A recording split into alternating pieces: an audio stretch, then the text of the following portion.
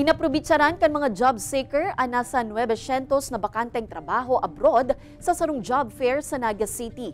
Kadaklan sa mga bakanteng trabaho ang sa nasyong Japan asin sa cruise ship kung sain nangangaipuhan nin mga skilled workers siring kan electrician, cook, plumber, welder asin iba pa. Susug sa Metro Peso sa 380 registrants, 296 sa mga ini ang kwalipikado sa nasabing mga trabaho abroad.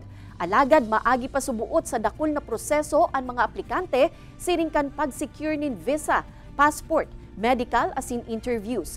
May implikasyon man subuot ini susug sa Metro Peso na mas nagdadakol ang mga Pilipinong mauot na magtrabaho abroad. Kasi aram ta mas greener ang pasture duman.